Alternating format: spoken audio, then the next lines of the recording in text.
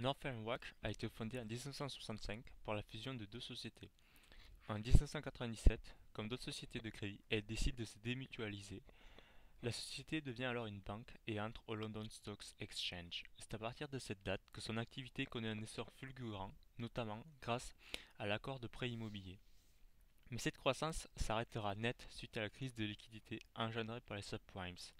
Northern Rock fut même nationalisé en 2008 puis racheté par Virgin Money en 2012. Pour comprendre la faillite de cette banque, il faut d'abord regarder son business model. Après son changement de statut, Northern Rock a utilisé en masse les crédits immobiliers et pour financer ceci, elle utilisait les dépôts pour une partie et émettait des billets de trésorerie pour les fonds manquants. Jusqu'ici, rien ne semble anormal. Or, si nous regardons ce graphique, nous voyons que sur 87 milliards de crédits accordés, elle ne possède que 27 milliards, soit un ratio dépôt sur crédit de 0,3, alors que ses concerts ont toutes des ratios supérieurs à 0,5. Donc pour 100 euros de crédit accordé, 30 euros seulement proviennent des dépôts et 70 proviennent des émissions de billets de trésorerie. Ce système oblige donc Northern Rock à trouver une grande partie des fonds en émettant des titres. Or, ceux-ci ont des maturités assez courtes et la banque doit réémettre de nouveaux billets de trésorerie afin de se refinancer et honorer ses anciennes émissions, et ainsi de suite.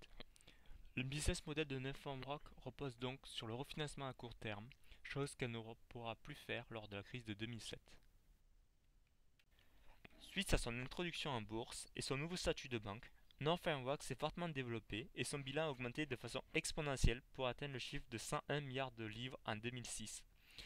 Cette progression fut possible grâce à son business model sur les prêts immobiliers et la part croissante des titres de créance dans son bilan.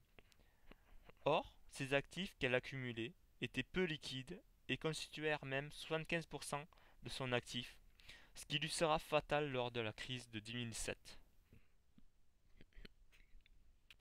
Regardons maintenant la chronologie et les événements qui ont fait plonger le cours de bourse de Northern Rock et qui ont mené à sa nationalisation. Tout commence en février 2007 avec les premiers signes de la crise des subprimes. Le cours de bourse commence sa chute et le 9 août 2007, la BNP annonce la fermeture de 3 de ses fonds affectés par la crise. Ce fut le début d'une nouvelle crise mondiale.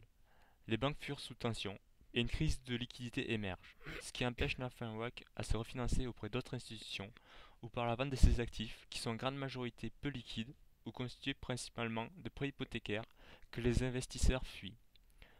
Or, ce refinancement est capital pour sa survie et son business model. En grande difficulté, elle commence donc des négociations avec la Banque d'Angleterre et le cours de l'action continue à dégringoler.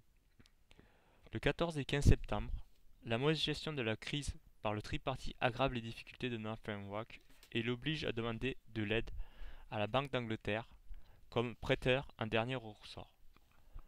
Ce qui déclencha une panique chez les déposants et un bank run que le pays n'avait plus connu depuis 1866. Ce jour-là, l'action chuta de 30%. Le gouvernement fut obligé d'intervenir en garantissant les dépôts pour tenter d'arrêter le bank run. Fin septembre, ce fut l'échec des pourparlers concernant le rachat de Northern Rock par la banque Lloyds, ce qui mit fin à une solution provenant du secteur privé.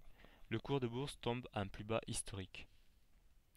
Et enfin, février 2008, le gouvernement britannique est dans l'obligation de nationaliser Northern Rock pour stopper la crise qui tourmente la banque.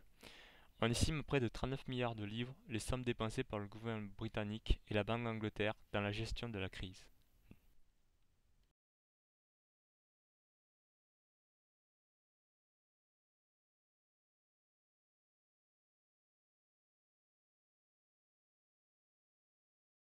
Northern Rock a donc subi des dommages collatéraux de la crise des subprimes. Mais il n'empêche que son modèle économique fait l'élément qui a permis à la crise d'être amplifiée avec une telle force.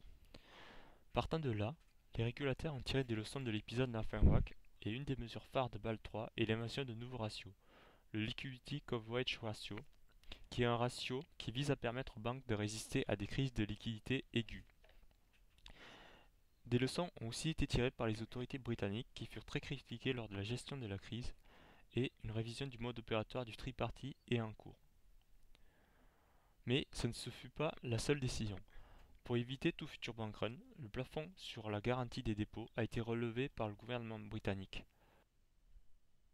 Finalement, pour l'opinion britannique, l'image qui reste de Northern Rock, sont celles de la télévision montrant cette foule interminable se précipitant sur les guichets. Une image qui a terni un peu plus l'opinion qu'ont les gens de la banque et de la finance.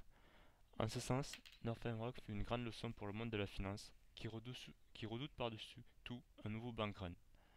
Et depuis, tout est mis en œuvre pour éviter qu'une telle situation se répète, comme ce fut le cas récemment avec Chypre.